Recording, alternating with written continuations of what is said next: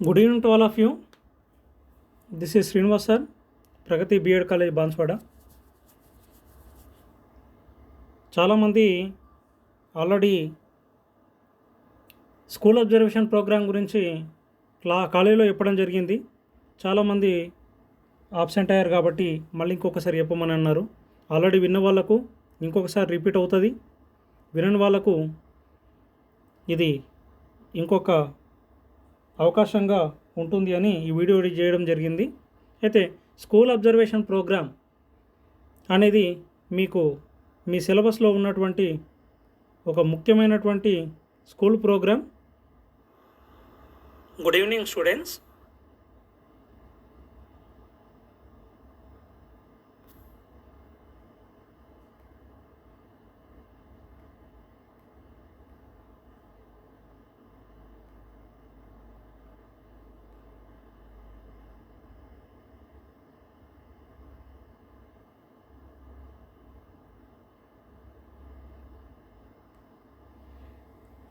ఇక్కడ ఇంతకుముందు చెప్పినట్టుగా 5 థియరీ పేపర్లు, ఒక ఈపీసీ కాకుండా స్కూల్ అబ్జర్వేషన్ ప్రోగ్రామ్ అనేది ఒకటి ఉంటుంది అని చెప్పాము. ఇది అబ్జర్వేషన్ రికార్డ్గా మీరు రాయాల్సింది ఉంటుంది. దీనికి ఈ రికార్డ్కి 50 మార్కులు ఉంటుందని మనము చెప్పడం జరిగింది. అయితే ఈ అబ్జర్వేషన్ రికార్డు ఎలా ఉంటుంది, ఏం రాయాలి, అసలు ఈ స్కూల్ అబ్జర్వేషన్ ప్రోగ్రామ్ అంటే ఏంటి అనేది ఇప్పుడు మనము చెప్పుకుందాం. మీరు ఇప్పుడు బీఎడ్ కోర్సులో జాయిన్ అయ్యారు. మిమ్మల్ని ఇప్పుడు స్టూడెంట్ టీచర్లని పిలుస్తారు, ట్రైనీస్ అని కూడా పిలుస్తారు. భవిష్యత్తులో ఈ 2 సంవత్సరాల తర్వాత మీరందరూ కూడా తప్పనిసరిగా బీఎడ్ కంప్లీట్ చేసుకొని బయటకు వెళ్ళి స్కూళ్ళల్లో పనిచేయాల్సింది ఉంటుంది. ఆ పని చేయాల్సినటువంటి చోటు ఎలా ఉంటుంది, అక్కడ మొత్తం కార్యక్రమాలన్నీ ఏ విధంగా నిర్వహించబడుతూ ఉంటాయి, మొత్తం అక్కడ వ్యవస్థ ఎలా ఉంటుంది అనేది పూర్తిగా అర్థం కావడం కోసం మీకు ఈ ఫస్ట్ సెమిస్టర్లో స్కూల్ అబ్జర్వేషన్ ప్రోగ్రామ్ అనేది ఉంటుంది. ఇది ఫస్ట్ సెమిస్టర్లోనే ఎందుకు పెట్టారంటే, సెకండ్ సెమిస్టర్లో, థర్డ్ సెమిస్టర్లో, ఫోర్త్ సెమిస్టర్లో మీరు స్కూళ్ళకి వెళ్ళి డైరెక్ట్గా క్లాసులకి వెళ్ళి పాఠాలు చెప్పాల్సింది ఉంటుంది. అయితే స్కూల్ గురించి పూర్తిగా తెలియకుండా ఆ స్కూల్లోకి వెళ్ళి ఏ విధంగా మీరు ఇంటర్న్షిప్ చేస్తారు, ఆ ఇంటర్న్షిప్ చేస్తూ మీరు ఏ విధంగా పాఠాలు చెప్తారు, ఆ పాఠాలు చెప్పే దాంట్లో టెక్నిక్స్ని ఆల్రెడీ గురువులు, పెద్దలు స్కూళ్ళల్లో ఆల్రెడీ ఏళ్ళుగా పనిచేస్తున్నటువంటి అక్కడ ఉన్న రెగ్యులర్ టీచర్లని అబ్జర్వ్ చేస్తూ కొత్త విషయాలను తెలుసుకోవడం కోసం ఈ స్కూల్ అబ్జర్వేషన్ ప్రోగ్రామ్ అనేది ఏర్పాటు చేయడం జరిగింది. ఈ స్కూల్ అబ్జర్వేషన్ ప్రోగ్రామ్ లోపల మీరు ఏం నేర్చుకుంటారు, స్కూల్ అబ్జర్వేషన్ ప్రోగ్రాంలో ఏం నేర్చుకుంటారు అంటే, మిమ్మల్ని 6 రోజుల పాటు స్కూల్కి అబ్జర్వే చేయడానికి ఒక మెంటర్ సాయంతో మీకు ఒక్క స్కూల్కి కేటాయిస్తారు. ఒక 12 నుంచి 14 మందిని కలిపి ఒక స్కూల్కి కేటాయిస్తారు. ఇలా పంపించేటప్పుడు ప్రతి స్కూల్కి అన్ని మెథడ్లు కవర్ అయ్యేటట్టు ఒక్కొక్క మెథడ్కి ఇద్దరు ముగ్గురు వచ్చేటట్టుగా మీకు ఒక్కొక్క స్కూల్కి అలాట్ చేస్తారు. ఇలా అలాట్ చేసిన తర్వాత మీరందరూ కూడా ఆ స్కూల్కి వెళ్ళి మొట్టమొదట వెళ్ళిన వెంటనే ఏ రోజైతే అలాట్ చేస్తారో ఆ అలాట్ చేసిన రోజు మీరు స్కూల్కి వెళ్ళాలి. ఆ స్కూల్కి వెళ్ళి ఉదయం 9:30 వరకు వెళ్ళి అక్కడ స్కూల్ హెడ్ మాస్టర్ గారు ఉంటారు. ఆ హెడ్ మాస్టర్ గారికి వెళ్ళి మీ పరిచయాన్ని అందరూ కలిసి చేసుకోవాలి. ఇట్లా మేము ప్రగతి కాలేజ్ నుంచి వచ్చాము, స్కూల్ అబ్జర్వేషన్ కోసం వచ్చాము సార్, మేము నేర్చుకోవడానికి వచ్చామని అక్కడ మీరు సార్కి మీ పరిచయాన్ని ఇవ్వాలి. అలా పరిచయం అయిపోయిన తర్వాత సార్ ఏం చేస్తారంటే, సంబంధిత సబ్జెక్ట్ టీచర్లను పిలిపించి సంబంధిత సబ్జెక్టు విద్యార్థులకు అప్పచెప్పి స్కూల్ పరిసరాలని తర్వాత టీచింగ్ని అబ్జర్వ్ చేయడానికి మీకు ఏర్పాట్లు చేయడం జరుగుతుంది. అక్కడ ఆ సంబంధిత సబ్జెక్టుల టైం టేబుల్లను కూడా సార్ ఇవ్వడం జరుగుతుంది. అయితే ఇక్కడ 6 రోజుల ప్రోగ్రాం లోపల మీరు మొదటి రోజు మీరు స్కూల్ని మొత్తం అబ్జర్వ్ చేయాలి. స్కూల్ సిస్టము, స్కూల్ యొక్క మేనేజ్మెంట్, స్కూల్ ఏ విధంగా మొత్తం నిర్వహించబడుతుంది అనేది మొత్తంగా మీరు అబ్జర్వ్ చేయాల్సింది ఉంటుంది. ఇక సెకండ్ డే నుండి 6th డే వరకు 5 రోజులు ఉంటాయి కదా. ఫస్ట్ డే కాకుండా మొత్తం 6 రోజులు. 6 రోజుల్లో మొదటి రోజు స్కూల్ని మొత్తం అబ్జర్వ్ చేస్తారు. డే 2 నుండి డే 6 వరకు 5 రోజులు ఉంటుంది కదా. ఆ 5 రోజుల్లో మీరు ఏం చేస్తారంటే మెథడ్ 1 సబ్జెక్ట్ టీచర్ యొక్క టీచింగ్ని, మెథడ్ 2 సబ్జెక్ట్ టీచర్ యొక్క టీచింగ్ని చూసి ఆ టీచరు ఏమేమి స్కిల్స్ని ఆ క్లాస్ లోపల అప్లై చేస్తున్నాడు, ఏ నైపుణ్యాలతో ఆ పాఠశాలలో పాఠాన్ని చెప్తున్నాడు, ఏ విధంగా నల్లబల్ల మీద రాస్తున్నాడు, ఏ విధంగా డయాగ్రామ్లు వేస్తున్నాడు, ఏ విధంగా హాజరు తీసుకుంటున్నాడు, ఏ విధంగా పిల్లలందరినీ కంట్రోల్లో పెడుతున్నాడు, ప్రశ్నలు ఏ విధంగా అడుగుతున్నాడు, ఎగ్జామ్స్ ఏ విధంగా కండక్ట్ చేస్తున్నాడు, మధ్యాహ్న భోజనం ఏ విధంగా నిర్వహించడానికి వాళ్ళు ఏర్పాట్లు చేసుకున్నారు, ఉదయం పూట ప్రార్థనా సమయం, తర్వాత సాయంత్రం పూట ముగింపు ప్రార్థనా సమయం ఏ విధంగా వాళ్ళు నిర్వహిస్తున్నారు. ఇలాంటి అంశాలన్నీ మీరు డే 2 నుండి డే 5 దాకా మీరు అబ్జర్వ్ చేసి అబ్జర్వేషన్స్ అన్నీ ఒక రికార్డులో రాయాలి. ఇది 6 రోజుల ప్రోగ్రాం. మొదటి రోజు మీరు ఏం చేయాలి అంటే మొదటి రోజు ఆ స్కూలుకు సంబంధించి మీరు మొత్తంగా అవగాహన పెంచుకోవాలి. ఒక్క స్కూల్ గురించి అవగాహన వస్తే అన్ని స్కూళ్ళు ఇంచుమించు ఆయా అంశాల మీదనే నడుస్తుంటుంది కాబట్టి ఒక్క స్కూల్ని మినిమం మీరు అబ్జర్వ్ చేస్తే మిగతా అన్ని స్కూళ్ళు అలాగే ఉంటాయి అనే మినిమం కాన్సెప్ట్ అనేది మీ మెదళ్ళల్లో నిండుతుంది అని ఈ స్కూల్ అబ్జర్వేషన్ ప్రోగ్రాంలో డే 1కి ఆ విధంగా స్కూల్ని అబ్జర్వ్ చేయమని ఉంటుంది. ఈ స్కూల్ అబ్జర్వేషన్లో మీరు ఏం చేస్తారంటే మనకు 3 రకాల రిసోర్సెస్ ఉంటాయి. మనం స్కూల్ ప్లాంట్ అంటాం, స్కూల్ సిస్టమ్ని మొత్తం స్కూల్ ప్లాంట్ అంటాం. స్కూల్ ప్లాంట్లో 3 రకాల విభాగాలు ఉంటాయి. ఒకటి భౌతిక వనరులు, ఫిజికల్ రిసోర్సెస్. రెండవది హ్యూమన్ రిసోర్సెస్, మానవ వనరులు. మూడవది ఎకనామికల్ రిసోర్సెస్, ఆర్థిక వనరులు. ఈ 3 వనరులు కలిస్తేనే స్కూల్ ప్లాంట్. ఒక్క స్కూలు ఏ విధంగా నిర్మించబడి ఉంటుందంటే ఈ 3తో నిర్మించబడి ఉంటుంది. ఫిజికల్ రిసోర్సెస్ అంటే అర్థమైంది, తరగతి గదులు, ల్యాబొరేటరీలు, ఆట స్థలాలు, ప్లే గ్రౌండ్స్, లైబ్రరీలు, లెబొరేటరీలు, టాయిలెట్లు, తర్వాత బడి తోటలు, ఇట్లాంటివన్నీ కూడా దేని కిందకు వస్తాయి, ఫిజికల్ రిసోర్సెస్ కిందకు వస్తాయి. ఈ ఫిజికల్ రిసోర్సెస్లో మీకు ఫర్నిచర్ వస్తుంది. ఫర్నిచర్ ఎన్ని టేబుల్ ఉన్నాయి, ఎన్ని బెంచీలు ఉన్నాయి, తర్వాత ఏమేమి లైబ్రరీ బుక్స్ ఉన్నాయి, ఏమేమి ఎక్విప్మెంట్ ఉన్నాయి, ల్యాబ్ లోపల ఏమేమి ఎక్విప్మెంట్ ఉన్నాయి అనేవన్నీ కూడా ఫిజికల్ రిసోర్సెస్ కిందకు వస్తాయి. ఇక హ్యూమన్ రిసోర్సెస్ అంటే teaching staff, non teaching staff. Head master ఉంటాడు, హెడ్ మాస్టర్తో పాటు టీచింగ్ స్టాఫ్. ఎవరెవరు ఎంతమంది టీచర్లు ఉన్నారు, స్ట్రెంత్ని బట్టి టీచర్లు ఉంటారు. ఆ స్కూల్లో స్ట్రెంత్ ఎంత ఉంది, తర్వాత టీచింగ్ స్టాఫ్ ఎంత ఉంది, నాన్ టీచింగ్ స్టాఫ్ అంటే క్లర్క్ కావచ్చు, అక్కడ ఉన్నటువంటి అటెండర్లు కావచ్చు, నైట్ వాచ్మెన్ కావచ్చు, వీళ్ళంతా సూపరింటెండెంట్లు కావచ్చు, తర్వాత లైబ్రేరియన్ కావచ్చు, వీళ్ళంతా దేని కిందకి వస్తారు, నాన్ టీచింగ్ స్టాఫ్ కిందకి వస్తారు. ఇట్లా ఫిజికల్ రిసోర్సెస్ని చూసుకున్నాం, హ్యూమన్ రిసోర్సెస్ని కూడా చూసుకున్నాం. తర్వాత ఎకనామికల్ రిసోర్సెస్. ఒక పాఠశాల నడవాలా అంటే ఆ నడవడానికి కావాల్సినటువంటి ధనం, రాకపోకలు. ప్రైవేట్ స్కూల్ అయితే పిల్లల ఫీజుల ద్వారా వస్తాయి. టీచర్ల శాలరీలు, బిల్డింగ్ యొక్క మెయింటెనెన్సు, ఇతరత్ర ఖర్చులకు ఏ విధంగా ఖర్చు చేస్తారో అనేది ఆర్థిక వనరులు. ఇక గవర్నమెంట్ స్కూల్ అయితే గవర్నమెంట్ ఏ విధంగా ఈ టీచర్లకి మిగతా ఖర్చులకి ఏ హెడ్స్ కింద ఖర్చు చేస్తుంది, ఏ పద్ధతుల కింద ఖర్చు చేస్తుంది అనే వివరాలన్నీ తెలుసుకోవాలి. ఆదాయ వనరులు ఏ విధంగా సమకూర్చుకుంటారు, అదనపు ఆదాయ వనరులని పాఠశాలలు ప్రైవేట్ వాళ్ళైనా గవర్నమెంట్ వాళ్ళైనా ఏ విధంగా సమకూర్చుకుంటారు అనే విషయాలని తెలుసుకోవాలి. తర్వాత ఈ మొదటి రోజు మీరేం తెలుసుకోవాలి ఇంకా అంటే టైం టేబుళ్ళు. మాస్టర్ టైం టేబుల్ అనేది ఉంటుంది హెడ్ మాస్టర్ దగ్గర. ఏ క్లాస్కి ఏ పీరియడ్లో ఏ ఉపాధ్యాయుడు, ఏ సబ్జెక్ట్ సంబంధించినటువంటి ఉపాధ్యాయుడు వెళ్ళాలి అనేది మొదటి పీరియడ్ నుంచి లాస్ట్ పీరియడ్ వరకు.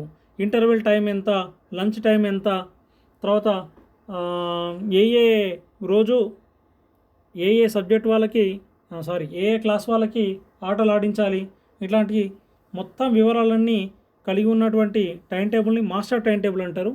ఈ మాస్టర్ టైం టేబుల్ అంటే ఏంది, టీచర్ వైజ్ టైం టేబుల్ అంటే ఏంది, క్లాస్ వైజ్ టైం టేబుల్ అంటే ఏంది, ఇట్లా టైం టేబుల్లో కొన్ని రకాలు ఉంటాయి. ఆ రకాలు అన్నీ కూడా స్కూళ్ళల్లోకి వెళ్ళి ఒక్క స్కూల్ది టైం టేబుల్ అబ్జర్వ్ చేస్తే మీకు పూర్తి వివరాలు ఒక స్కూల్ ఏ విధంగా రన్ అవుతుంది అనేది అర్థమవుతుంది. టైం టేబుల్ అనేది మొత్తం ఒక స్కూల్ ఏ విధంగా రన్ అవుతుంది అని చూపించేటువంటి అద్దం లాంటిది. ఒక్క టైం టేబుల్ మనకు అర్థమైతే స్కూల్ ఏ విధంగా రన్ అవుతుంది అనేది అర్థమైపోతుంది. నెక్స్ట్, ప్రేయర్ యాక్టివిటీస్ని మీరు పరిశీలించాలి. ఉదయం పూట ప్రార్థన జరుగుతుంది. ఆ ప్రార్థన జరిగేటప్పుడు వాళ్ళు అనుసరిస్తున్నటువంటి ఆ పద్ధతులు ఏ విధంగా ఉన్నాయి, న్యూస్ చదివిస్తున్నారా, ఇంకా నీతి వాక్యాలు చెప్పిస్తున్నారా, సూక్తులు చెప్పిస్తున్నారా, వార్తల్లోని ముఖ్యాంశాలను చెప్పిస్తున్నారా, ఇట్లాంటివన్నీ మీరు పరిశీలించాలి. తర్వాత రికార్డ్స్, రిజిస్టర్లు ఉంటాయి. అంటే ఒక పాఠశాల నిర్వహిస్తున్నప్పుడు ఏ రోజు ఏమేమి కార్యక్రమాలు నిర్వహించాం, ఏమేమి ఖర్చు పెట్టాము, ఏమేమి చేశాము అనేది ఆ హెడ్ మాస్టరు కొంతమంది ఉపాధ్యాయుల సహాయంతో అన్ని రికార్డులని, రిజిస్టర్లని మెయింటైన్ చేస్తారు. అందులో అడ్మిషన్ రిజిస్టర్ అని, టీసీ ట్రాన్స్ఫర్ సర్టిఫికేట్ రిజిస్టర్ అని, బోనాఫైడ్ రిజిస్టర్ అని, ఇట్లా చిన్న చిన్నవి కూడా తెలుసుకోవాల్సిన అవసరం ఉంటుంది. ఒక విద్యార్థి స్కూల్లో ప్రవేశం పొందితే అడ్మిషన్ రిజిస్టర్, ఆ స్కూల్ నుండి వెళ్ళిపోతుంటే ట్రాన్స్ఫర్ సర్టిఫికేట్ రిజిస్టరు, ఆ స్కూల్లో చదివాము అని ప్రూఫ్ కోసం బోనాఫైడ్, ఇట్లా చాలా రిజిస్టర్లు ఉంటాయి. మిడ్ డే మీల్స్ రిజిస్టర్ అని, తర్వాత మూవ్మెంట్ రిజిస్టర్ అని, ఉపాధ్యాయులు ఒక దగ్గర నుండి ఇంకో దగ్గరికి ఏదైనా పని మీద వెళ్తున్నట్టయితే ఆ మూవ్మెంట్ రిజిస్టర్లో రాసి వాళ్ళు ట్రావెలింగ్ అలవెన్సెస్ని పొందడానికి అవకాశం ఉంటుంది. ఇట్లా విజిటర్స్ రిజిస్టర్ అని, ఎంఈఓ కానీ, డిఓ కానీ, గ్రామంలో ఉండేటువంటి పాలనాధికారులు కానీ, లేదు ఆ మండలంలో ఉండేటువంటి హయ్యర్ అఫీషియల్స్ కానీ ఎవరు వచ్చినా కానీ ఆ స్కూల్ని విజిట్ చేసిన రోజు ఆ విజిటర్స్ రిజిస్టర్ లోపల సంతకాలు పెడతారు. ఇట్లా చాలా రిజిస్టర్లు ఉంటాయి. అవన్నీ మీరు స్కూల్లో తెలుసుకోవాల్సిన అవసరం ఉంటుంది. ఇక తర్వాత నెక్స్ట్ ఏంటి అంటే ఆ స్కూల్ యొక్క ప్రత్యేకతలు, ఆ స్కూల్లో ఇప్పటివరకు ఏమేమి అచీవ్ అయ్యాయి, ఏమేమి ప్రైజులు వచ్చాయి, ఆ ప్రైజుల వల్ల విద్యార్థులు ఎంత లబ్ధి పొందారు అనేది మీరు పరిశీలించాల్సిన అవసరం ఉంటుంది. ఇదంతా డే 1లో మీరు చేయాల్సింది ఉంటుంది. ఆ చేసినటువంటి అబ్జర్వేషన్స్ అన్నీ కూడా మీరు రికార్డ్ రాసేటప్పుడు డే 1 దాంట్లో పెట్టాలి. నెక్స్ట్ డే 2 నుండి డే 5 వరకు, డే 2 నుండి డే 5 వరకు ఏవైతే ఉన్నాయో ఆ డే 2 నుండి డే 5 వరకు ఉండే డేస్లో మెథడ్ 1కి మెథడ్ 2కి వేరువేరుగా మీరు రికార్డులో రాయాల్సింది ఉంటుంది. అబ్జర్వేషన్ ప్రతిరోజు చేస్తారు 2 మెథడ్లకు, కానీ రాయడం మాత్రం వేరువేరుగా పెడతారు. ఇప్పుడు ఒక్కసారి రికార్డు గురించి చూద్దాం. రికార్డుని ఏ విధంగా రాయాలనే దాన్ని. ఇక్కడ రికార్డులో అబ్జర్వేషన్ రికార్డ్ అని ఉన్నది. మీరు ఏదైనా పుస్తకం తీసుకోండి, మీకు ప్రతి పుస్తకం ఏ పుస్తకం తీసుకున్నా ఇదే ఫార్మేట్లో ఉంటుంది. పైన పుస్తకం పేరు ఉంటుంది. ఇది నువ్వు రాసేటువంటి ఒక రకమైన పుస్తకం. ఇది రికార్డ్ అంటే అర్థమైంది, నువ్వు రాస్తున్నటువంటి ఒక పుస్తకం. ఈ పుస్తకంకి పేరేం పేరు? Observation record. ఇది ఎక్కడ రాయబడ్డది, ఎవరి కోసం రాయబడ్డది? బీఎడ్ కోర్స్ 2023-25 సెమిస్టర్ 1లో రాయబడ్డది. రాసిన రచయిత దాని కింద ఉంటుంది, రాయబడ్డటువంటి సంస్థ పేరు అడుగున ఉంటుంది. ఇది ఒక పేపర్ యొక్క దీన్ని ఏమంటామంటే కవర్ పేజ్ అంటాం. కవర్ పేజ్ లోపల ఉన్నదాన్ని టైటిల్ పేజ్ అంటాం. కవర్ పేజ్, టైటిల్ పేజ్ అంటాం. ఎగ్జాంపుల్గా నేను మీకు ఒక బుక్ను చూపిస్తాను. ఇక్కడ చూడండి, ఇక్కడ 10th క్లాస్ బయోసైన్స్ బుక్ ఉంది. ఈ బుక్ను మీరు అబ్జర్వ్ చేస్తే ఏదైతే కవర్ పేజ్ దొడ్డుగా అట్ట ఉంది కదా, దీన్ని కవర్ పేజ్ అంటాం. ఈ కవర్ పేజ్ యొక్క టైటిల్ ఎలా ఉంది? పైన ఈ పుస్తకం పేరు. ఇక్కడ మన దగ్గర ఏముంది? రికార్డ్ పేరు ఉంది, అబ్జర్వేషన్ రికార్డ్. ఇక్కడ ఏముంది? క్లాస్ 10. ఇక్కడ ఏముంది? ఇది ఎవరి కోసం రాయబడ్డది. మళ్ళీ ఇక్కడ ఏముంది అని అంటే ఇక్కడ రచయిత సంఖ్య ఎక్కువ ఉంటుంది కాబట్టి ఇక్కడ రాయలేదు. ఇక్కడ మాత్రం రచయిత అంటే ఈ మొత్తం పుస్తకాన్ని ఎవరు రాశారు, మీ పేరు, మీ రూల్ నంబరు, మీ మెథడ్ 1, మీ మెథడ్ 2 రాయాలి. నెక్స్ట్ కింద సంస్థ పేరు ఉంటుంది. ఇక్కడ కింద ఉంది చూడండి, the government of Telangana, published by the government of Telangana. ఇక్కడ ఇది ప్రగతి కాలేజీలో రాయబడ్డది కాబట్టి కింద ప్రగతి కాలేజీ అని రాస్తాం. ఇంకా సేమ్ ఈ బుక్ లోపల అయితే పైన అందంగా అనిపించడం కోసం కొన్ని చిత్రపటాలను ఇవ్వడం జరిగింది. ఈ ఇది కవర్ పేజు, దీన్ని టైటిల్ పేజ్ అంటాం. ఇందులో కూడా సేమ్ ఉంటుంది. బయాలజీ క్లాస్ 10 ఆథర్ల పేర్లు, మళ్ళా పబ్లిష్డ్ ఎవరైతే ఏ సంస్థ నుండి పబ్లిష్ చేయబడ్డదో అది కింద ఉంటుంది. ఇది కవర్ పేజ్, ఇది టైటిల్ పేజ్. సేమ్ అట్లనే మనం కూడా ఇదే కవర్ పేజ్, మళ్ళీ ఇదే లోపల టైటిల్ పేజ్గా మనం రాస్తాం. రికార్డ్ పైన ఆల్రెడీ ఇది పబ్లిష్ అయ్యి వస్తుంది, మీరు రాయాల్సిన అవసరం లేదు. కానీ ఇలాగే ఎందుకున్నది, అబ్జర్వేషన్ రికార్డ్ కింద పెట్టచ్చు కదా, పేరు పైన పెట్టచ్చు కదా, అట్లా పెట్టడానికి వీల్లేదు. ఏ పుస్తకమైనా ఇదే ఫార్మేట్లో ఉంటుంది కాబట్టి మనం కూడా ఇదే ఫార్మేట్ని మనం ఫాలో కావాలి. ఎందుకంటే లోకం మొత్తం ఏ ఫార్మేట్లో ఉంటే మనం కూడా అదే ఫార్మాట్లో ఉంటే మనం రాసింది ఏటు వాళ్ళకు కూడా అర్థమవుతుంది. అందరూ లోకంలో ఉన్న వాళ్ళందరూ కూడా ఎడమ వైపు నుండి రోడ్ పైన వెళ్తున్నట్టయితే మనం కూడా ఎడమ వైపు నుండే వెళ్ళాలి. లేదు నేను కుడివైపు నుండి వెళ్తా అంటే ఏమవుతుందో మీకు తెలుసు. ఇక్కడ కూడా ఇక్కడ ఇచ్చినటువంటి ఫార్మేట్లో కింది పైన రాస్తా, పైనది కింద రాస్తా అంటే చూసేవాళ్ళు నవ్వుతారు. ఎందుకంటే ఈ రాసినోడికి ఈ చిన్న చిన్న విషయాలు కూడా తెలియదా అని నవ్వుతారు. కాబట్టి అటు జరగకుండా ఉండడానికి మీకు ప్రతిదీ నేర్పించడం జరుగుతుంది. ఎక్కడెక్కడ ఏది ఎందుకు పెట్టడానికి రీజన్ ఏంది అనేది కంప్లీట్గా ఉంటుంది. ఇంకా తర్వాత డిక్లరేషన్ అంటే అర్థమైంది అని అంటే ఇది ఎక్కడి నుండి నేను కాపీ చేయలేను, తెలంగాణ యూనివర్సిటీలో బీఎడ్ ఫస్ట్ సెమిస్టర్ రాయడానికి నేను రాసినటువంటి రికార్డు అని మీరు పెట్టుకోవడానికి ఇది కరెక్ట్గా ఉంటుంది. ఇక్కడ మీరు ఈ ఫిలప్ చేసి కింద సైన్ చేయాల్సింది ఉంటుంది. నెక్స్ట్ ఇండెక్స్, ఇది అతి ముఖ్యమైనది. మొత్తం రికార్డు ఎలా ఉందో సూచించేటువంటి సూచికనే ఇండెక్స్ అంటాము. ఈ ఇండెక్స్ ఒక్కటి అర్థమైతే రికార్డ్ మీకు ఎట్లా రాయాలనో మొత్తం అర్థమైపోతుంది. ఫస్ట్ ఏ పేజ్ పెట్టాలా, తర్వాత ఏ పేజ్ పెట్టాలా, ఆ మధ్యలో ఏమేమి పటాలు దించాలా, ఇట్లాంటి ప్రతిదీ కూడా ఇండెక్స్ ఒక్కటి అర్థమైతే మీరు రాసుకోగలుగుతారు. ఇండెక్స్ని మీరు జాగ్రత్తగా గమనిస్తే ఇందులో ఫస్ట్ ఇంట్రొడక్షన్ టు స్కూల్ అని ఉన్నది. ఇంట్రొడక్షన్స్ టు స్కూల్ అంటే దీనికి సంబంధించినటువంటి ఇన్ఫర్మేషన్ని మీకు గ్రూప్లో పెడతాము, దాన్ని రాస్తే సరిపోతుంది. అంటే స్కూల్ అంటే ఏంది, స్కూల్ని ఇది ఏ భాషా పదం ఎక్కడి నుండి వచ్చింది, స్కూల్ని ప్రాచీన భారతదేశం నుండి ఇప్పటివరకు ఎట్లా డెవలప్ చేసుకుంటూ వచ్చారు, అట్లా మినిమం కొద్దిగా రాయాల్సింది ఉంటుంది. Meaning of school, definition, objective of A school అనేది మనం ఎందుకు ఏర్పాటు చేస్తాము. రిసోర్సెస్ ఆఫ్ స్కూల్లో 3 రకాల రిసోర్సెస్ ఉంటాయని చెప్పినాం. Physical resources, human resources, economical resources ఉంటాయని మనము నామమాత్రంగా ఇక్కడ రాయాలా. ఇది 1 లేదా 2 పేజీల్లో రాయాలా. రాసిన తర్వాత డే వన్ అని మీరు ఇలా పెట్టి interaction with HM, staff, student. ఆ డే 1లో మీరు వెళ్ళి ఇలా రాయాలా. డే 1లో మేము ప్రగతి విద్యా కళాశాల ఛాత్రోపాధ్యాయులైన మేము 12 మంది ఫలానా స్కూల్, ఏదైనా ఒక స్కూల్ పేరు రాసి, మీకు కేటాయించిన స్కూల్ పేరు రాసి ఆ స్కూల్కి వెళ్ళాము, అక్కడ ఉన్న హెడ్ మాస్టర్ని కలిసాము, అక్కడ మా పరిచయ కార్యక్రమం చేసుకున్నాము. తర్వాత మేము స్కూల్ని మొత్తం అబ్జర్వ్ చేసిన తర్వాత అబ్జర్వ్ చేసినటువంటి అంశాలు, తరగతి గదుల సంఖ్య మొత్తం 12, మొత్తం ఎన్ని తరగతులు ఉన్నాయి 12, మొత్తం లైబ్రరీలో పుస్తకాల సంఖ్య, మొత్తం తరగతుల్లో ఉండేటువంటి బెంచీల సంఖ్య, ఫ్యాన్ల సంఖ్య, నల్లబల్లల సంఖ్య, తర్వాత స్మార్ట్ టీవీల సంఖ్య, టెలివిజన్ల సంఖ్య, తర్వాత ర్యాక్ల సంఖ్య, టేబుళ్ళ సంఖ్య. ఇట్లా మీరు ఫిజికల్ రిసోర్సెస్ అన్నీ కూడా ఏమి అబ్జర్వ్ చేశారో వరుసగా రాసుకుంటూ రావాలి. ఇక ఫిజికల్ రిసోర్సెస్ అయిపోయిన తర్వాత హ్యూమన్ రిసోర్సెస్, మేము అబ్జర్వ్ చేసినటువంటి human resources, teaching staff, head master పేరు, తదితర వివరాలు, తర్వాత టీచింగ్ స్టాఫ్ వివరాలు, నాన్ టీచింగ్ స్టాఫ్ వివరాలు, ఇవన్నీ రాయాలి. తర్వాత ఎకనామికల్ రిసోర్సెస్ అంటే ఏ విధంగా జమ చేస్తున్నారు, ఏ విధంగా ఖర్చు చేస్తున్నారో ఆ వివరాలన్నీ తెలుసుకొని అక్కడ రాయాల్సింది ఉంటుంది. ఇదంతా రాస్తే డే 1కి సంబంధించినటువంటి రికార్డ్ ఫార్మేట్ అయిపోతుంది. ఇక నెక్స్ట్ ఏం చేయాలా, డే 2 నుండి డే 6 దాకా 5 రోజుల యొక్క అబ్జర్వేషన్ మీరు చేయాలా. అది రికార్డులో ఏ విధంగా పెట్టాలి అంటే ఇక్కడ మీరు జాగ్రత్తగా గమనిస్తే ఇక్కడ మెథడాలజీ 1, మెథడాలజీ 2 అని 2 కుప్పలుగా ఉన్నాయి. అందులో కూడా day 2, day 3, day 4, day 5, day 6 ఉంది. ఈ మెథడ్ 2లో కూడా డే 2, డే 3, డే 4, డే 5, 6లు కూడా ఉన్నాయి. ఇలా ఎందుకు రాస్తాము అంటే ఈ రికార్డ్ని 2 ఫ్యాకల్టీ అబ్జర్వ్ చేస్తారు.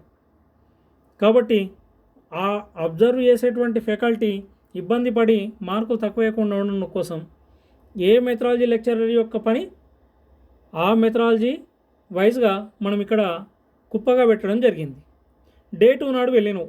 డే 2 వెళ్ళిన తర్వాత మీకు ఒక అబ్జర్వేషన్ షీట్ ఉంటుంది.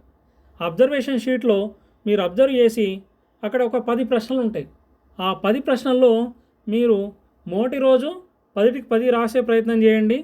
ఇంకా డే 3 నుండి డే 6 వరకు కొన్ని ప్రశ్నల్ని మీరు అటెంప్ట్ చేయడానికి ప్రయత్నం చేయండి.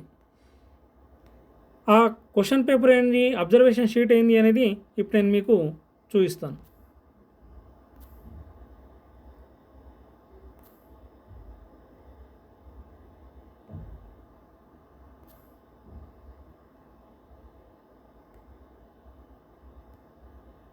ఇది అబ్జర్వేషన్ షీట్.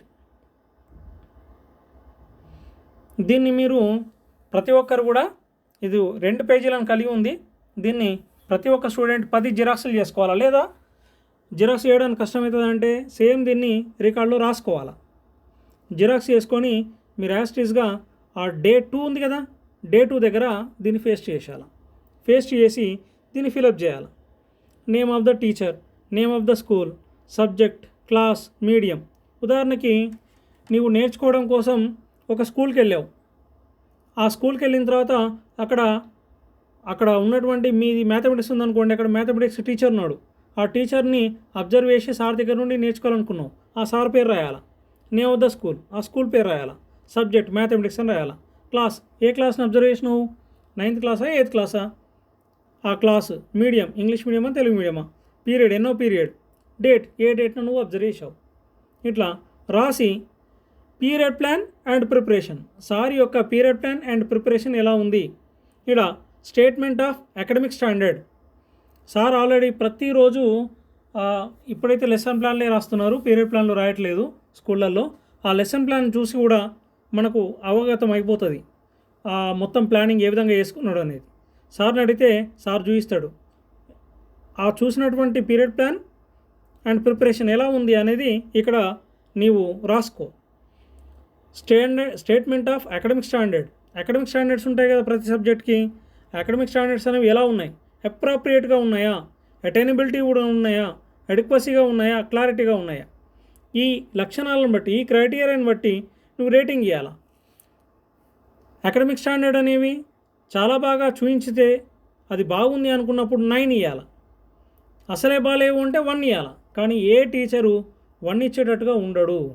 100% గవర్నమెంట్ టీచర్లు, స్కూళ్ళల్లో పనిచేసే వాళ్ళు అనుభవజ్ఞులు. వాళ్ళు ఎప్పుడు కూడా 7, 8, 9, 7 కూడా ఉండరు. మ్యాక్సిమం 8, 9 ఉంటారు. కాబట్టి వాళ్ళు ఏది తీసుకున్న అకాడమిక్ స్టాండర్డ్ని చూజ్ చేసుకునే తీసుకుంటారు. Next selection of topic. ఇంకా సెలెక్షన్ ఆఫ్ టాపిక్ అంటే వాళ్ళు రెగ్యులర్గా చెప్పేది కాబట్టి ఇది తప్పనిసరిగా 9 ఇవ్వాలి. ఎందుకంటే తప్పనిసరిగా అడిక్వసీ, ఆ పిల్లలకు ఉపయోగపడేదే చెప్తాడు. ఆర్గనైజేషన్, క్లాస్ని కరెక్ట్గా ఆర్గనైజ్ చేస్తాడు. రిలవెంట్ ఉన్నదే చెప్తాడు, ఎక్కువ అనవసర విషయాలు చెప్పాడు. అక్యురసీ, ఏది చెప్పాలో అది కరెక్ట్ చెప్తాడు.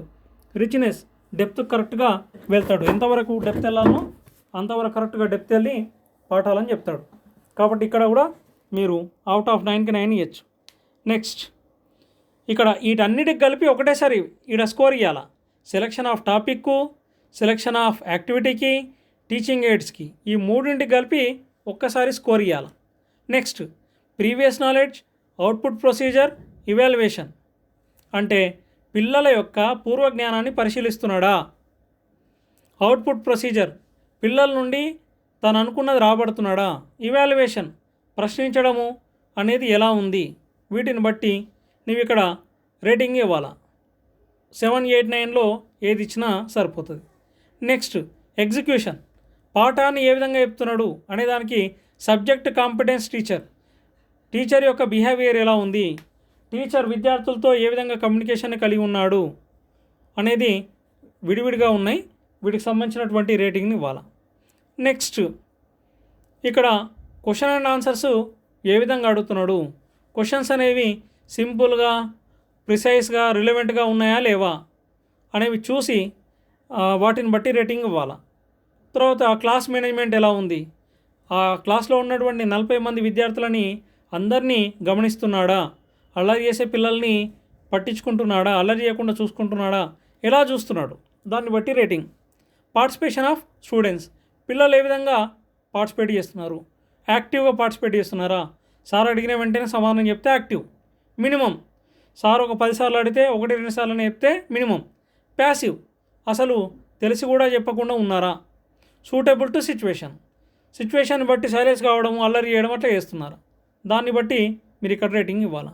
Use of aids, teaching aids ఏ విధంగా ఉపయోగించాడు, అట్లా హ్యాండ్లింగ్ ఏ విధంగా చేశాడు, ఎఫెక్టివ్గా చెప్పిండా లేదా, దాన్ని బట్టి మీరు రేటింగ్ ఇవ్వాలి. నెక్స్ట్ టీచర్ యొక్క అపియరెన్స్ ఎలా ఉంది, టీచర్ ఏ విధంగా మూమెంట్స్ చేశాడు, బాడీ మూమెంట్స్, మేనర్స్ ఆ విధానం, పిల్లలతో నడుచుకునేటువంటి విధానం ఎలా ఉంది, ఇలా మొత్తంగా మీరు రేటింగ్ ఇవ్వాలి. ఇలా అన్ని రేటింగ్ ఇచ్చిన తర్వాత ఆ రేటింగ్ బై అక్కడ ఒక్కొక్క రేటింగ్లో అవుట్ ఆఫ్ అని ఇచ్చాడు. Out of marks awarded out of, first దాంట్లోనేమో 5, సెకండ్ దాంట్లోనేమో 10, థర్డ్ దాంట్లోనేమో 5, ఫోర్త్ దాంట్లోనేమో 10 ఇట్లా ఇచ్చాడు కదా. దాన్ని గుర్తుంచుకోవాలి. ప్రతి దానికి అక్కడనే పెన్సిల్తోని మీరు రేటింగ్ ఇచ్చావు కదా. ఇప్పుడు ఫస్ట్ ఉంది, ఫస్ట్ దానికి 9 ఇచ్చావు, 9 ఇచ్చావు కదా. 9/, ఇక్కడ ఏమి ఇచ్చాడు, ప్రతి దానికి 9, 9/9 ఇంటూ 9/9 ఇంటూ 5 చేయాలా. ఎంత అన్నాడు, అవుట్ ఆఫ్ 5 అన్నాడు కదా. ఉదాహరణకి నువ్వు 7 ఇచ్చావు అనుకో, 7/9 ఇంటూ 5 అట్లా చేస్తే వచ్చిన దాన్ని అక్కడ వేసుకోవాలా. ఇట్లా అన్నీ లాస్ట్ కూడాలి. లాస్ట్ మొత్తం కూడిన తర్వాత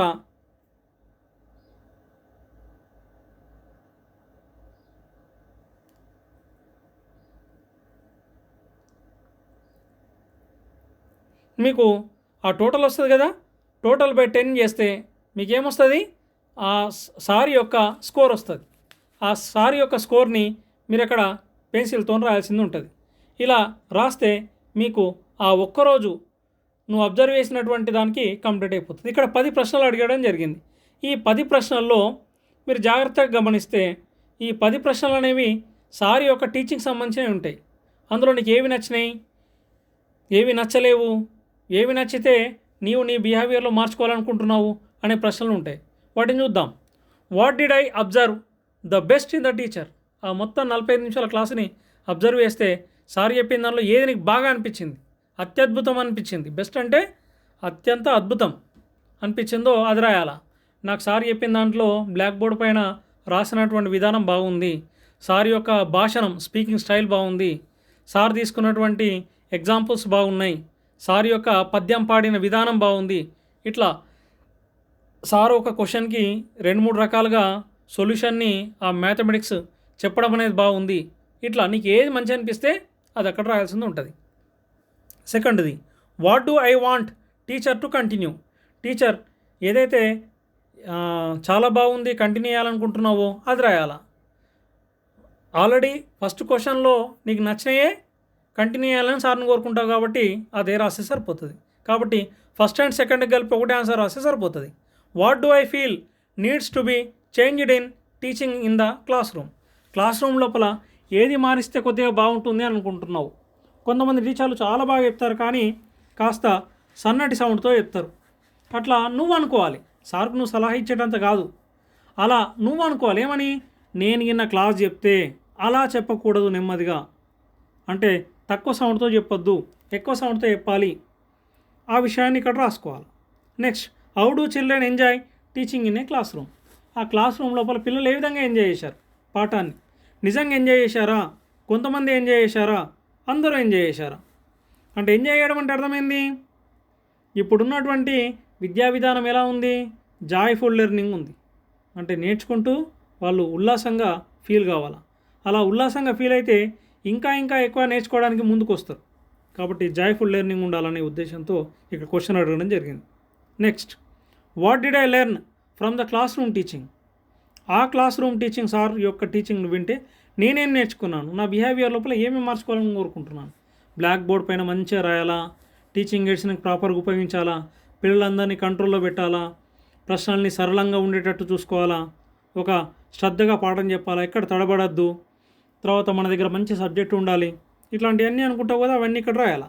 ఇదే చాలా ఇంపార్టెంట్ క్వశ్చన్ అన్నట్టు. ఇది 5వ క్వశ్చన్ని ప్రతి పీరియడ్లో రాయండి, ప్రతి డేలో రాయండి. What did I learn from the class room teaching అని పెట్టి రాయండి. How do I want to teach, నేను ఏ విధంగా బోధించాలనుకుంటున్నాను. ఇది 5-6 కలిపి ఒక దగ్గర రాస్తే సరిపోతుంది. ఆమె కేపబుల్ ఆఫ్ టీచింగ్ నౌ. మొత్తం విన్న తర్వాత కొంతమంది టీచర్లు పాఠం చెప్తుంటే మధ్యలోకి వెళ్ళి మనకే పాఠం చెప్పాలన్నంత బాగా చెప్తారు. అలా చూస్తూ ఉంటే మనకు కూడా వెళ్ళి పాఠం చెప్పాలని అనిపిస్తూ ఉంటుంది. అట్లా నీకు ఎప్పటి నుంచి అప్పుడే నిలబడి దగ్గరనే పాఠం చెప్పేటంత నీకు కేపబిలిటీ ఉందా? ఉంటే ఎస్, లేకపోతే no, I need to improve in this processes అని హెడ్డింగ్స్ పెట్టి రాయాలి. Next, what to do if I need to teach effectively. ఇది 7-8 కలిపి రాస్తే సరిపోతుంది. ఎందుకు? What to do if I need to teach effectively. ఒకవేళ చెప్పలేను అని అన్నప్పుడు ఏమేమి ఇంప్రూవ్ చేసుకొని చెప్పాలనో కలిపి రాస్తే సరిపోతుంది. What are the issues which I need to attend to teach effectively. What are the issues which I need to attend to teach effectively. ఎఫెక్టివ్గా పాఠం చెప్పాలంటే నాకు ఎదురుకయ్యేటువంటి సమస్యలు ఏమేమి ఉంటాయి అనేది ఇక్కడ రాయాలా.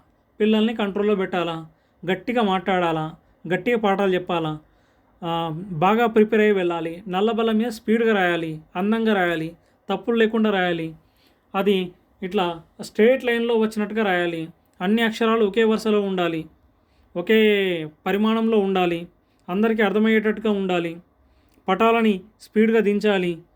ఇట్లా ఏవేవైతే అనుకుంటావో అవన్నీ ఇక్కడ రాయాలి. I'm a confident to teach. How do I plan to teach effectively. ఈ 9-10 రెండు కలిపి రాసిన సేమ్ ఆన్సరే అవుతుంది. ఇట్లా మీరు ఈ ముఖ్యమైనటువంటి ప్రశ్నలు తీసుకొని వాటికి సమాధానాలుగా ఆ పేపర్లలో పైన క్వశ్చన్ పెట్టాలా, కింద ఆన్సర్ రాయాలా, పైన క్వశ్చన్ పెట్టాలా, కింద ఆన్సర్ రాయాలా. ఇట్లా రాస్తే మీకు డే 1 అనేది అయిపోతుంది. అంటే అబ్జర్వేషన్లో డే 2లో మెథడ్ 1కి సంబంధించింది అయిపోతుంది.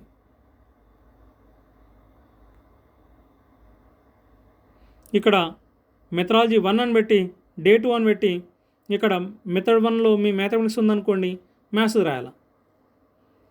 మళ్ళీ డే 3లో మ్యాథ్సే రాయాలా, డే 4లో మ్యాథ్సే రాయాలా, డే 5లో మ్యాథ్స్ రాయాలా, డే 6లో మ్యాథ్సే రాయాలా. ఇట్లా 5 రోజుల్లో ప్రతిరోజు దాంట్లో ఇప్పుడు నేను చూపించిన షీట్ ఉంది కదా, ఆ షీట్ని ప్రింట్ తీసుకొని పెట్టాలా, ఆ మొత్తం రేటింగ్ అంతా నింపాలా. వెనకాల 10 ప్రశ్నల్లో 5-6 ప్రశ్నలు ఉంటాయి. ఆ 5-6 ప్రశ్నలకి ఆ వెనక సైడ్ పైన ప్రశ్న రాయాలా, కింద సమాధానం రాయాలా, పైన ప్రశ్న రాయాలా, కింద సమాధానం రాయాలా. ఇట్లా మెథడాలజీ 1కి మీరు 5 రోజుల్లో రాయాలి. మళ్ళీ అడ్డంగా పేపర్లో హారిజాంటల్ పేపర్లో మెథడాలజీ 2 అని పెట్టి మళ్ళీ డే 2 అని పెట్టి డే 2లో ఆ షీట్ ఉంది కదా అబ్జర్వేషన్ షీట్ పెట్టాలా, పెట్టి రేటింగ్ ఇవ్వాలా, వెనకాల క్వశ్చన్లకి ఆన్సర్లు రాయాలి. ఇట్లా మెథడ్ 2కి సంబంధించి డే 2, 3, 4, 5, 6లో 5 రోజుల్లో మీరు ఆ స్కూల్లో మీ సబ్జెక్ట్ యొక్క టీచర్ యొక్క అబ్జర్వేషన్స్ అన్నీ అబ్జర్వ్ చేసి అక్కడ రాయాలి. నెక్స్ట్ లాస్ట్ ఒక పేపర్లో పైన హెడ్డింగ్ పెట్టాలి. ఏమని?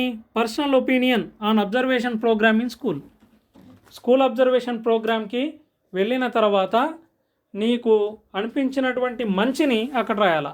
నేను స్కూల్ అబ్జర్వేషన్కి పోవడం వల్ల స్కూల్ అంటే ఏందో తెలిసింది, స్కూల్ ఏ విధంగా రన్ అవుతుంది, స్కూల్లో ఎంతమంది పనిచేస్తారు, స్కూల్ ఏ విధంగా ఒక టైం టేబుల్లో నిర్ణయించినట్టుగా విద్యార్థులు కానీ ఉపాధ్యాయులు కానీ ఎంత సక్రమంగా పనిచేయడం వల్ల విద్యా వ్యవస్థ నడుస్తుంది, దీంట్లో ఏమేం హ్యూమన్ రిసోర్సెస్ ఉండాలి, ఏమేం ఫిజికల్ రిసోర్సెస్ ఉండాలి అనేవన్నీ తెలుసుకున్నాను. ఇట్లా నువ్వు ఏది అనుకుంటే అది ఈ పర్సనల్ ఒపీనియన్లో రాయాలి. ఇలా రాస్తే మొత్తంగా మీకు అబ్జర్వేషన్ రికార్డ్ అనేది కంప్లీట్ అయిపోతుంది. ఇలా అబ్జర్వేషన్ రికార్డ్ని రాసి మీరు సబ్మిట్ చేస్తే మీకు 50 మార్కులు అనేవి వస్తాయి. ప్రతి పేపర్కి తప్పనిసరిగా బార్డర్ ఉండాలి. ఇక్కడ సూచించినటువంటి ఈ మెథడాలజీ 1, మెథడాలజీ 2 తప్పనిసరిగా అడ్డంగా మీరు ప్రత్యేకంగా ఒక పేపర్ని కేటాయించాలి. ఈ డే 2, డే 3, డే 4, డే 5, 6లకు కూడా ప్రత్యేకంగా మీరు పైన స్టార్ట్ చేయకుండా ముందు ఒక పేపర్ పెట్టి ఆ పేపర్లో అడ్డంగా డే 2 మెథడ్ 1, డే 3 మెథడ్ 1 అట్లా పెట్టి రాయాలి. ఇట్లా నీట్ హ్యాండ్ రైటింగ్తో ప్రతి పేపర్కి బార్డర్ ఉండాలి. ప్రతి పేపర్కి ప్రతి పేజీకి తప్పనిసరిగా పేజ్ నెంబర్ ఉండాలి. ప్రతి పేజీకి బార్డర్ ఉండాలి, ప్రతి పేజీకి పేజ్ నెంబర్ ఉండాలి. ఈ పేజీ నెంబర్లు అనేవి ఈ డేటు ఉంది, డేటుకి ఇక్కడ పైన పేజ్ నెంబర్ అని కనబడుతుంది కదా, దానికి ఎదురుగా ఏ పేజీలో రాసావు నువ్వు రాసిన రికార్డులో అది ఇక్కడ సూచించాలి. ఇలా సూచించేటప్పుడు చాలామంది ఎలా రాస్తారు అంటే, ఉదాహరణకి ఇక్కడ ఇంట్రొడక్షన్ టు స్కూల్ ఉంది. ఇంట్రొడక్షన్ టు స్కూల్ అనేది 1వ పేజీలో స్టార్ట్ అవుతుంది. ఇక్కడ 1 అని రాయాలి. ఇంట్రొడక్షన్ టు స్కూల్ ఉంది, ఇది 1 అవుతుంది. మీనింగ్ ఆఫ్ స్కూల్ 2, డెఫినేషన్ 2 ఉంటుంది అనుకోండి, 2 రాస్తాం. ఆబ్జెక్టివ్స్ ఆఫ్ ఏ స్కూల్ 3వ పేజీలో ఉందనుకోండి, 3 అని రాయాలా. ఇలా రాయాలా. కానీ కొంతమంది ఏం చేస్తారంటే, ఇంట్రొడక్షన్ టు స్కూల్ 1-2 పేజీలలో ఉందనుకోండి, 1-2 అని పెడతారు. మీనింగ్ ఆఫ్ స్కూల్ 3 పేజీలో ఉందనుకోండి, 3-4-3-5 అని పెడతారు. 3-4-5 ఉంటాయి కదా, 3-5 అని పెడతారు.